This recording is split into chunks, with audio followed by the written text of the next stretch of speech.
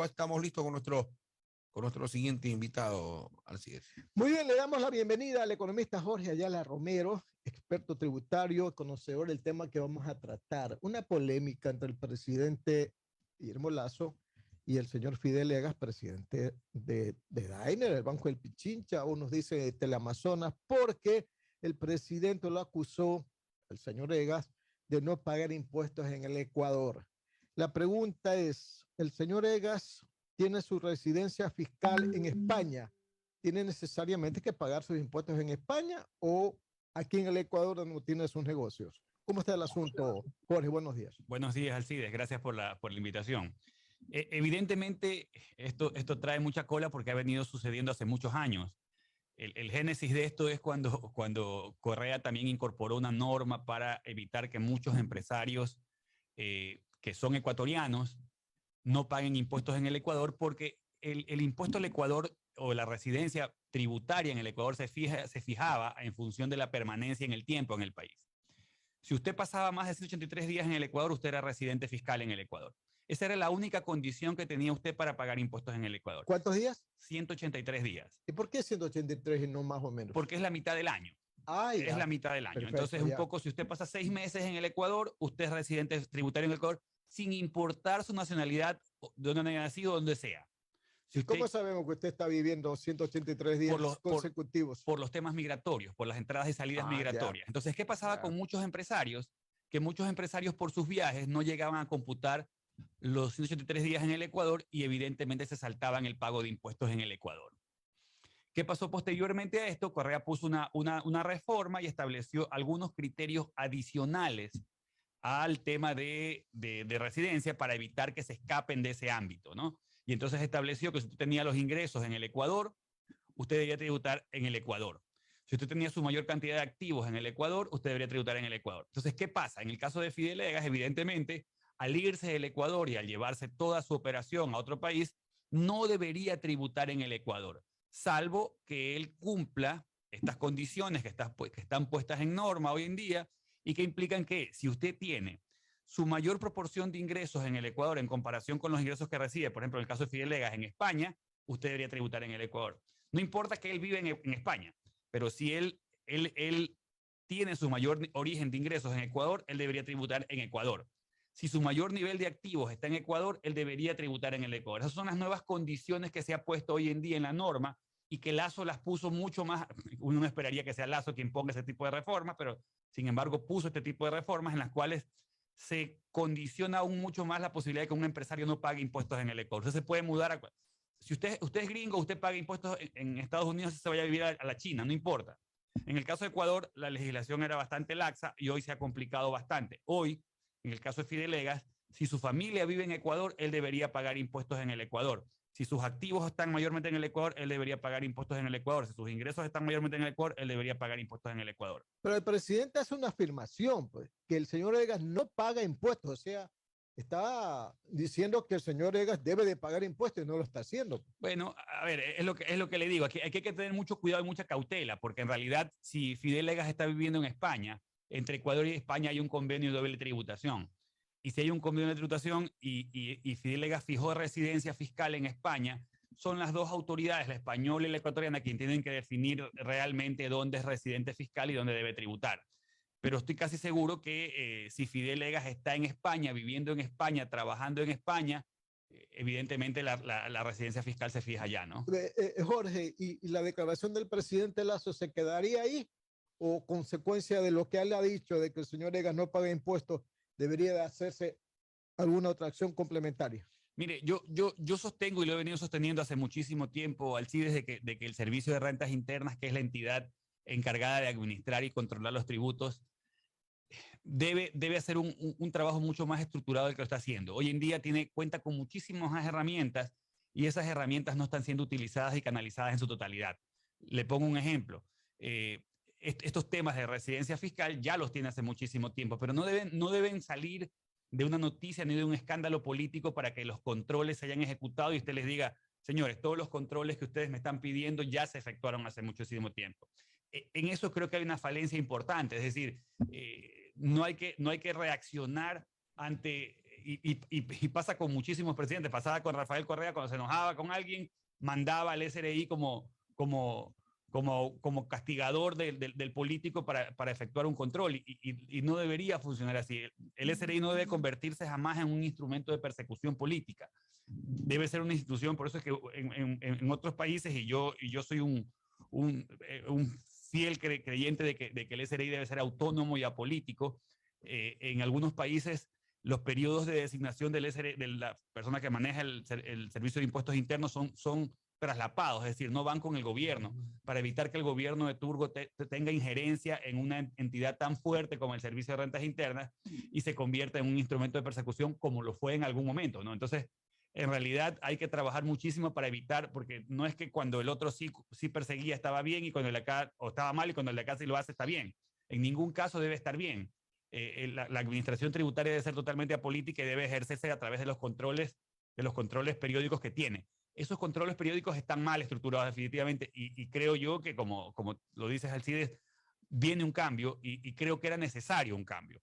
Creo que era importante un cambio. Ojalá que el cambio no sea solamente un cambio de persona, sea un cambio de paradigma, sea un cambio de forma de gestión, sea un cambio de estrategia. Yo decía, y me acuerdo tanto, en la época de doña Elsa de Mena, el contribuyente era lo más importante, y recuerdo muchísimo que el primer cambio que se hizo fue un cambio de infraestructura pública, para atender al ciudadano de la mejor forma, de la forma más cómoda posible. Hoy en día usted ve las instalaciones del SRI se convierte en un vía crucis, el que usted vaya a recibir servicios de la entidad, porque en realidad cada vez importa menos el ciudadano, cada vez el funcionario cree que está por encima de cualquier cosa, y cree que los controles son más importantes que el servicio al ciudadano. Entonces, yo creo que hay que tener un cambio de paradigma. No hay que olvidarse que el 95% de la recaudación tributaria no viene por controles, Alcides, viene por autodeclaración voluntaria del contribuyente. Entonces hay que darle mucho más prioridad a ese factor, a la posibilidad de que el contribuyente tenga más facilidades para declarar. Los controles del SRI siguen siendo en pleno siglo XXI controles súper atrasados en cuanto a procedimientos, en cuanto a costos administrativos para el contribuyente. Se lo dice a alguien que vive de esto y que está todos los días atrás de esto. En realidad hay muchísimo, creo yo, muchísima presión por la recaudación, y esa presión por la recaudación hace que muchas veces el funcionario pierda el norte sobre lo que debe ser su actuación imparcial y su actuación tratando de defender los intereses no del SRI, sino los diferentes del Estado. Hay una entidad que se llama la Defensoría del Contribuyente, que no funciona, que no sirve, lamentablemente nació muerta. Y en realidad creo yo que ojalá que el presidente Lasso, con el nuevo cambio que avisora, le dé un cambio de timonel a lo que hoy está siendo, a mi juicio, una entidad que persigue en lugar de tratar de dar facilidades, ¿no? ¿Ingeniero Mendoza o Julio? Sí, gracias, don Alcides. Antes que nada, un gran saludo para Jorge Ayala, decirle que lo veo muy elegante, y definitivamente su pinta ahora viene de su papá, del licenciado Ayala, ¿no? Qué bueno, qué bueno. Lo que queremos Claro, no se gusta, dice el dicho, Andrés. Ese es Julio, carajo, Julio, ahí está. Oiga, está con muteado, Julio. Estamos ahí. Yo los hago ya mejorados. Ya lo hace con la versión 3.0, o sea, como Windows. Sí, ya vienen mejorados, ya son una raza más especial. Ya, mire usted. Vienen sin los defectos del padre. Y sin los defectos del padre. Eso es lo que todos queremos, pero vea, qué bueno que ya Julio da fe de eso. Oiga, mi estimado Jorge, con todo tu expertise, además tu experiencia de haber trabajado en el SRI y haberte formado ahí, te pregunto lo siguiente: en el caso específico de esta acusación que realizó el presidente de la República, Guillermo Lasso, a Fidel Legas, él dijo que Fidel Legas no tributa en el Ecuador, o no declara impuestos en el Ecuador. Es lo que Alcides un poco te decía. Y Fidel Legas manifiesta que él o declara su residencia en España. ¿Hay convenio de doble tributación o no hay? Sí, efectivamente hay convenio de doble tributación con España y lo que le mencionaba yo al CIDES es que evidentemente esto no es una posición que tiene que adoptar el Servicio de Rentas Internas de cobrarle sus impuestos a Fidelegas, sino que en realidad revisar en conjunto con la Administración Tributaria Española dónde tiene la residencia fiscal o dónde configura la residencia fiscal Fidelegas para evaluar si en realidad tiene que pagar impuestos en el Ecuador o tiene que pagar impuestos en España, ¿no? Pero, por ejemplo, si él paga impuestos en España, ¿ya no tiene que pagar lo mismo en Ecuador o sí tiene que también pagar en Ecuador lo mismo? A ver, es que Fidelegas como persona natural debería pagar sus impuestos donde fija. Hay que diferenciar Fidelegas persona natural y Fidelegas compañías, ¿no? Porque Fidelegas eventualmente puede tener un montón de compañías aquí en el Ecuador y esas compañías entregarle dividendos a Fidelegas donde se encuentre. Entonces, vamos a suponer que tiene 7, 8 compañías aquí en el Ecuador y esas compañías declaran utilidades y le mandan a Fidelegas dividendos a España. El único gravamen que tendría Fidelegas es evaluar si esos dividendos son sujetos a imposición aquí. Lo más común es que esos dividendos, al ser remesados a Fidelegas en el extranjero, tengan una retención de impuesto a la renta. Esa retención ya es un impuesto pagado en el Ecuador, que Fidelegas puede declararlo como crédito tributario en España. Es decir, si Fidelegas es residente en España, todos los impuestos que pague en el Ecuador pueden ser sujetos a crédito tributario si todos los impuestos que paga en Ecuador son sujetos a crédito tributario en España. Entonces, no importa dónde pague el impuesto, si él va a hacer su declaración en España, lo que pagó en el Ecuador, lo que le retuvieron en el Ecuador por sus ingresos, son susceptibles de crédito tributario en España. Ya, y cómo, antes de ir con Julio, ¿cómo se puede, como dicen, netear? O sea, ¿cómo pueden decir, en este caso específico, un hombre pues exitoso, de los más ricos del Ecuador, el Banco del Pichincha es el más grande del país, hay Banco del Pichincha en España, hay Banco del Pichincha en Colombia, hay Banco del Pichincha en Perú, no sé si en Panamá también, no estoy seguro, pero Diners también es el principal accionista. Pregunto, ¿en dónde o cómo se puede netear y decir tanto al año declara el doctor Fidelegas? Es que, Andrés, ahí la pregunta de fondo es primero, a ver, Fidelegas ya vive en España. Al vivir en España, su permanencia en el tiempo en el Ecuador es mínima, por tanto, por ese criterio no va a ser residente en el Ecuador.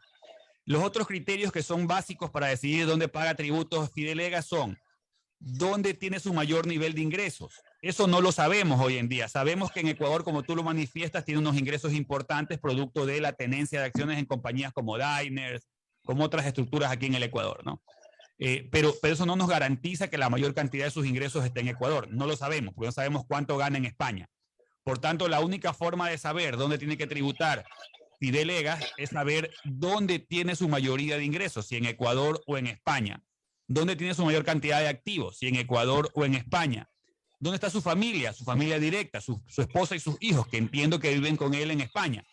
Hijos no emancipados, ¿no? Entonces, todos estos criterios validan dónde tiene que tributar impuestos Fidelegas. Pero mira lo importante del argumento, Andrés, porque lo de fondo es que si tú empiezas a molestar de alguna forma excesiva a un empresario, pueden darse estas condiciones que puede hacer que el empresario se vaya del Ecuador y fije su residencia fiscal en otro país donde recibe quizás un mejor trato. No digamos que paga un menor número de impuestos, sino que recibe un mejor trato. Al final del día esto se trata de un tema de evitar el direccionamiento político del tema tributario y tratarlo desde un punto de vista eminentemente técnico, porque hoy en día yo no podría aseverar, pese a que conozco muchísimo y es una de mis ramas especiales del tema de fiscalidad internacional, yo no podría aseverar hoy en día que Fidelegas tiene residencia fiscal en el Ecuador ni que la tiene en España, porque no tengo las cifras ni tampoco el SRI debería tenerlas sobre los ingresos que tiene Fidelegas en España, ¿no? Las 10 de la mañana con 6 minutos. Don Julio Osvaldo Ayala. Gracias, Andrés. Jorge, buen día. Dime una cosa. De tu experiencia, ¿este caso es único en el Ecuador o se podrían presentar muchísimos similares? A nivel mundial esto expande todos los días. A nivel mundial hay casos emblemáticos como el caso Federer. El caso Federer era un caso emblemático porque Federer no vivía en ningún país por ser un tenista que pasaba la mayor parte del tiempo viajando. por permanencia no configuraba residencia en ningún país. Por tanto, había que buscar otros criterios adicionales para saber dónde pagaba impuestos o dónde declaraba impuestos Federer. En el Ecuador, si bien es cierto, esto no es un tema de todos los días, porque no hay muchos expatriados ni mucha gente que salga todos los días a generar recursos en otros países. Sí, evidentemente en el caso de empresarios hay la posibilidad de que por sus continuos viajes no fijen residencia o permanencia en el tiempo en el Ecuador y se fijen en otros países. Ya hoy en día con la legislación más severa que puso el gobierno de Correa y que la afianzó y la fortaleció mucho más el gobierno de Lasso, es muy poco probable que un empresario ecuatoriano pueda fijar residencia en otros países, salvo que se vaya totalmente del Ecuador, como entiendo que es el caso de Fidelegas, ¿no? Es decir, alguien que se va a vivir completamente a otro país, que su mayor proporción de ingresos está quizás en otros países y no en Ecuador, por tanto es poco probable que y que su familia está en otro país, o sea, es muy poco probable que ante eso se fije residencia en Ecuador, ¿no? Pero evidentemente, como le digo, estas cifras no son públicas, no hay posibilidad de establecer si hay casos más alrededor de este tipo de temas, ¿no? Jorge, yo quería cambiar un poquito el tema porque hay algo que me viene preocupando ya hace algún tiempo y no he podido tener con quienes hemos entrevistado una respuesta categórica acerca de qué pasa con la inflación en los Estados Unidos. ¿Producto de qué? ¿Producto del COVID? ¿Producto de que está imprimiéndose demasiados dólares en la maquinita de hacer billetes en los Estados Unidos? ¿Qué riesgo significa para nosotros esta situación de inflación en los Estados Unidos? Bueno, evidentemente el tema de Estados Unidos es un caso particular. Estados Unidos, después de la pandemia post-COVID, empezó a dar una serie de ayudas y una serie de mecanismos de inyección financiera a los consumidores en Estados Unidos. Y esa serie de recursos que se incorporó al gasto en Estados Unidos empezó a presionar la demanda de consumo, y ese aumento de la demanda de consumo evidentemente generó a ver, son dos cosas adicionales, ¿no? Primero estaba esas inyecciones de recursos y segundo, una baja tasa de interés en Estados Unidos que generaba también la posibilidad de que la gente se endeude, ¿no? Empiece a endeudarse y empiece a generar deudas ya sea para consumo, para viviendas, una serie de aspectos que empezó a generar una excesiva demanda que generó problemas inflacionarios, ¿no?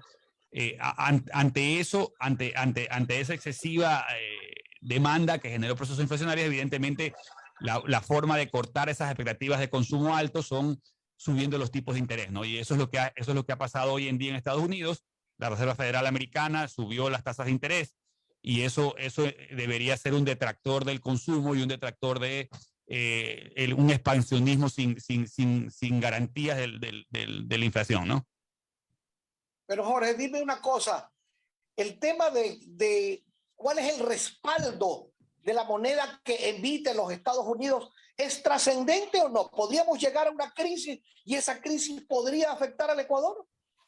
No, yo no creo que estemos en presencia al menos en el corto plazo hay que eventualmente esperar el tema de los efectos colaterales de la guerra entre Rusia y Ucrania y todo lo que esto trae consigo. Evidentemente todos los costos de producción se han venido incrementando producto de los costos logísticos, de los costos de los fletes, de los costos de las materias primas, y esto va a traer evidentemente problemas a futuro. Pero en el corto plazo yo no veo que las circunstancias de Estados Unidos nos lleven a un problema mayúsculo en términos de la situación a nivel mundial, ¿no?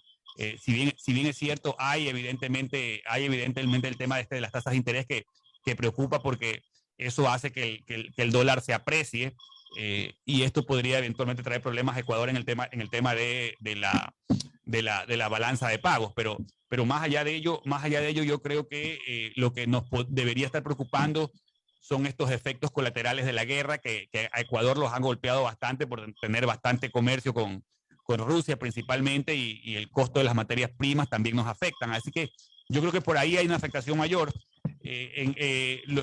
La Reserva Federal es muy técnica en cuanto a su gestión. Yo estuve justamente casualmente en esos días en Estados Unidos y pude evidenciar de primera mano que en realidad el argumento de subir las tasas de interés es un argumento súper bien estudiado. Y ese argumento está súper bien sustentado en análisis, en estudios técnicos. No es que Estados Unidos ha venido imprimiendo de manera irracional circulante a la economía, pero sí hubo un proceso que se ha venido gestando a través de estas ayudas post-COVID y adicionalmente por el costo. Hay una inflación de demanda y hay una inflación de oferta. La inflación de demanda por un excesivo consumo producto de todo el nerviosismo que causó el COVID y la guerra, y hay una inflación de oferta producto del aumento de los costos de materias primas a nivel mundial que hace que se encarezcan también la producción en Estados Unidos, ¿no? Pero Estados Unidos Correcto, tiene una deuda tremenda en miles de billones de dólares, Jorge. Y eso, ¿cuándo se paga y cómo se paga? La ventaja de Estados Unidos es que cuando usted le entran recursos, usted se puede seguir endeudando, porque Estados Unidos sí tiene mucha deuda, tiene mucho déficit fiscal, digamos. El déficit fiscal es alto, es decir, ese déficit fiscal va engrosando la deuda pública americana, pero usted se puede endeudar hasta que lo sigan financiando. Es decir, usted puede seguir cargando deuda en la medida que los demás países le quieran seguir prestando, y todo el mundo invierte en Estados Unidos, así que Estados Unidos no tiene un problema de balanza de pagos. El problema es cuando la gente empieza a ver que usted no es sostenible en el pago de deuda y le cortan los recursos. En ese momento usted tiene un problema. En el caso de Ecuador, si Ecuador dijese no voy a pagar la deuda, si uno viese que el crecimiento de la economía ecuatoriana no fue suficiente respaldo, usted diría, bueno, no tiene condiciones de pago. Pero en Estados Unidos la balanza de pagos es positiva porque todo el mundo inyecta circulante a los Estados Unidos, ¿no? Don Alcides Montilla. Sí, Alcides, usted tiene una información Claro. que la nos verdad es acaba de llegar y que es del mismo presidente de la República, don Guillermo Lasso, ¿no? Sí, nos acaba de llegar una información en la que el presidente de la República se refiere a lo acontecido esta madrugada en el amotinamiento de la cárcel de Santo Domingo de los Sáchilas. Dice que es lamentable la noticia del amotinamiento de la cárcel de Santo Domingo, dice el presidente Guillermo Lasso. 20 fallecidos es la consecuencia de la violencia entre bandas. El ministro del Interior está a cargo de los operativos para recuperar la paz en este centro carcelario. Evaluaremos la situación para definir otras acciones en la provincia de Santo Domingo. Que Dios bendiga al Ecuador y Guillermo Lasso. Pero por otro lado hay una información que la destaca el ministro del Interior, en donde señor Carrillo, ¿no? el señor Patricio Carrillo, donde, bueno, dice que se produjo un amotinamiento en la cárcel de Santo Domingo esta madrugada, que hay 40 reos recapturados, pero él solamente habla de 2 fallecidos. El ministro del Interior. Que hay un problema. ¿Quién es el que tiene realmente? No sé, el presidente le han de, el ¿Y presidente esas declaraciones del presidente están son de su Twitter o...? Nos ha o- enviado otro compañero. Eso está circulando, pero no está ni en la cuenta de Facebook ni en la de Twitter del presidente de la República aún. Así que estamos aún confirmando la veracidad del tema, ingeniero Mendoza. Porque Sí. esta información la envió un compañero. O sea, como bien dice, hablamos aquí y Julio decía, el asunto es cuando puedan entrar las fuerzas del orden, cuando puedan entrar, se va a saber El número real. el número real, pero 2 no son. Ya, 2 no seamos son. claros. O sea, 2, al principio dijeron que no había, Que no había. después dijeron 2. Ahora, dicen, o sea, a ver, supuestamente el presidente habría dicho, eso no es todavía de una versión oficial del gobierno. Por lo menos en las redes sociales el presidente no está todavía ubicado aquí. Y el canal RTU que tiene también radio, que es de los señores Alarcón Costa, habla de 60. Acá es el presidente, y mire, ya, este es un chat, Es un chat. es del chat del presidente. Sí. El presidente normalmente manda en su WhatsApp, ¿no? Ahí tiene una serie de personas. Y ahí él está hablando de 20 fallecidos. 20 fallecidos. Carlos Vera lo dice en estos momentos, 20 fallecidos. Dice. También lo dice también ya Carlos lo Vera. dice. Ajá. Sí. Ya, ok. Entonces, O sea, son hasta el momento 20. el ministro tiene que reconsiderar la cifra en todo caso. Una locura, ¿no? Que no saben, pues, como dice, si no entran. Pues. O sea, Porque se entiende quién le da la información al presidente. el ministro del Interior. O sea, que significa que... O que dio más temprano una versión y que aún no la ha actualizado. También podría ser aquello. Sí, pero deberían decir hasta el momento, ¿no? Claro. De lo que se sabe. O cifras no confirmadas. Cifras no confirmadas aún. Tal como lo manejamos nosotros, ¿no? Claro, o sea, porque si ya están dando otros números los medios de comunicación presentes allá en Santo Domingo. Entonces... De lo que más se critica es que haya controversia entre las mismas autoridades de una información oficial, que debería ser una sola. Vamos con 10, con 20, con 50, con 100, pero vamos una sola. No que diga el uno diga una cosa, el otro diga otra cosa. 10 con 17 minutos. ¿Le parece si hacemos una pausa comercial? De inmediato retornamos con nuestro invitado, por supuesto, acá en la programación. Vamos a la pausa, retornamos con más En Punto de Vista. Atalaya, un nombre que hace historia en su dial. Un shock, pues. Oiga, volviendo a nuestro tema, que tiene que ver justamente con nuestro invitado especialista en materia financiera y tributaria. El SRI ha recaudado en el mes de marzo, abril especialmente, cifras récord según manifiesta el Ministerio de Finanzas. Producto, me imagino, de los nuevos impuestos que existen. Tanto el impuesto que va a quienes ganan más de $2,000 como el del patrimonio para las empresas especialmente, que ha sido bastante fuerte. Esas cifras, Jorge, ¿cómo esos excedentes, digamos, cómo se manejan? ¿Es para, una vez que el SRI los recauda, los reporta al Ministerio de Finanzas? ¿Cómo es eso? Sí, todos los ingresos que son por parte del Servicio de Rentas Internas son ingresos ordinarios. Okay. Y sirven para gasto corriente. Van a la cuenta única del Tesoro y se usan para gasto corriente. Es decir, esos recursos no pueden ser utilizados para otro tema que no sean gasto corriente. Evidentemente hay recursos que son coyunturales y que el propio gobierno manifestó que eran recursos que iban a ser utilizados, como el tema de las contribuciones, para temas de desnutrición infantil. Lastimosamente, esto puede pasar lo mismo que pasó en la época de Correa con el tema de las contribuciones para el terremoto, que supuestamente iban para el terremoto y bueno, nunca uno vio que en Manabí o en Esmeraldas esos recursos se hayan destinado para el tema del terremoto. No nos olvidemos que en algunas circunstancias había mucha gente que decía que eran mejor fideicomisar esos recursos para evitar que se le den un uso o un destino distinto. No quiso Correa y entiendo que en este gobierno tampoco ha habido un destino orientado exclusivamente al tema de desnutrición infantil, que fue un poco para lo que se manifestó que se iba a establecer esta contribución solidaria del patrimonio que en definitiva se está volviendo ya recurrente a nivel de todos los gobiernos sin importar ideología política, ¿no? Es decir, sea de izquierda o derecha, lo más fácil hoy en día es buscar una contribución al patrimonio, ¿no? Entonces, en esa línea creo yo que los recursos orientados por ingresos tributarios, que son importantes, este año han sido importantes, no nos olvidemos, en los meses pasados la contribución solidaria, como decía Andrés, el tema de la declaración de impuesto a la renta, hoy en día que paga muchísimo más la gente en cuanto a impuesto a la renta, pero todas estas cosas hacen que evidentemente haya más ingresos, ¿no? Y el incremento también de la actividad económica en el país. Y el petróleo, pues. El petróleo más alto. Que no se sabe cuánto realmente estamos recibiendo por sí, hay que hacer un neteo, porque evidentemente lo que recibimos por ingresos petroleros hay que quitarle lo que se importa por combustibles, al final hay que hacer un neto por la actividad petrolera en sí mismo del Ecuador, ¿no? Por impuestos, por petróleo, por minería, por remesas. Sí, muchos manifestaban que en realidad no era necesario hacer una reforma tributaria cuando teníamos un incremento del petróleo tan elevado y se podía sustentar el balance fiscal sin necesidad de recurrir a otros mecanismos.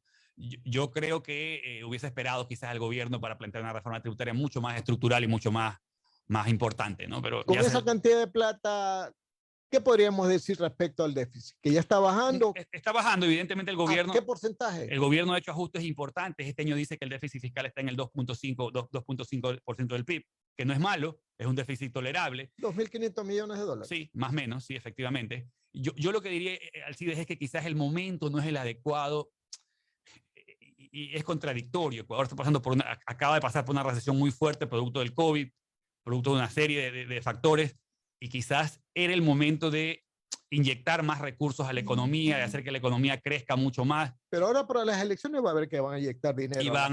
Sí, evidentemente, yo creo que Ecuador está viviendo un momento crítico en el que ojalá que lleguen pronto el tema de las inversiones extranjeras. Son súper necesarias para reactivar la economía, porque hoy en día el desempleo... El gobierno ha dicho que ya hay inversión extranjera, ha dado Bueno, números, hay firmas de convenios de inversión extranjera que yo creo que son positivos, pero hay que materializar. No se olvide que la inversión extranjera, a diferencia de la inversión pública, demora muchísimo más en ser estructurada. Una inversión pública, usted construye carreteras, construye puentes, manda a hacer obra pública e inmediatamente inyecta la maquinita. En el caso del sector privado, más allá de la firma de contratos de inversión, hay que trabajar muchísimo en temas de la obra privada, del funcionamiento de los ingresos, es decir, es mucho más complicado, ¿no? ¿Tenemos tiempo para Julio?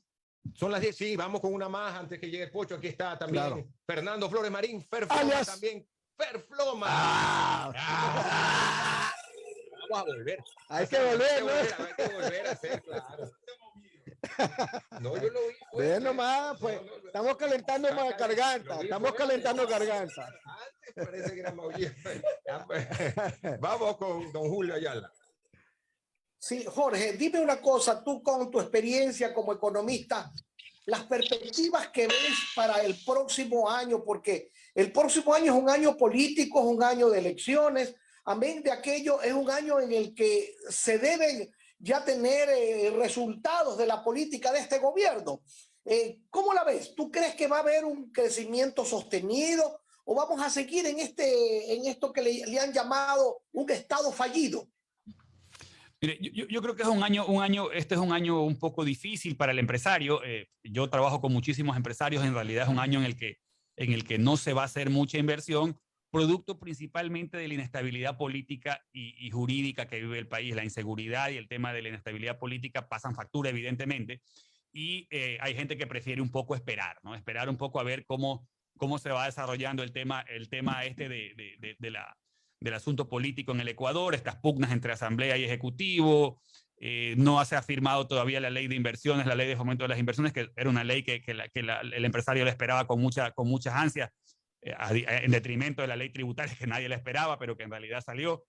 La gente está a la expectativa de que venga una ley que permita quizás el tema de mayor flexibilidad en el tema laboral.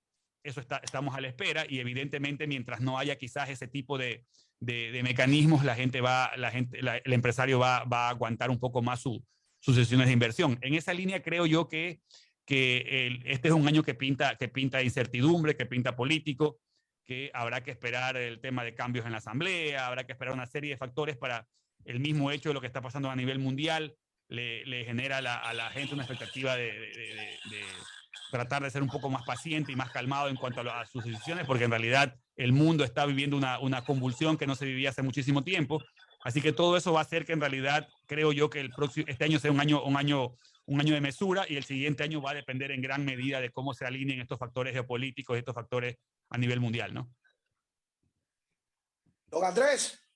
Muchas gracias, Julito. Entonces, nos queda pendiente el tema del análisis financiero, Jorge, luego de que hicimos parte de lo importante, el análisis de lo tributario, esto de las personas que tributan en el exterior, tipo el caso de Fidelega, por ejemplo, que hubo pues esta acusación por parte del presidente de la República de que no declara en el Ecuador, y puede haber otros casos como tú bien manifiestas o manifestabas en ese momento. Ahora, también con respecto a cómo va la recaudación en este año, que está logrando récords importantes, nos falta la parte financiera. Así que lo dejamos para una próxima. Encantado, Andrés, con todo gusto. Gracias. Muy amable. Economista Jorge Ayala Romero, esta mañana aquí en Punto de Vista a través de Atalaya. Nos vamos a despedir en un momento.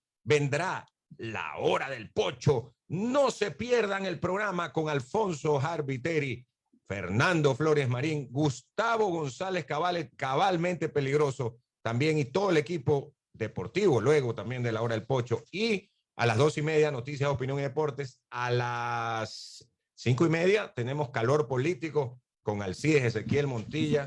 Ahí estamos. El Marqués de P. Brava, Juan Carlos Sánchez, que esperamos ya esté mucho más recuperado de su COVID, que está en la casa, en cuarentena. Mira, ya no se escucha casi, ¿no? Ya casi no. Él lo trajo de Estados Unidos. Ah, mira. Sí, lo vino trayendo de Estados Unidos, donde le jugó el número. Le jugó el número. Porque yo estuve hace unos días y mira, tranquilo. Sí. Él, como tú dices, le jugó el número. Y también al doctor Andrés Ortiz Herbener con Pedrito Cabrera de tarde en Calor Político. Nos vamos a la pausa. Sí, señor, 10:34. Gracias por acompañarnos en esta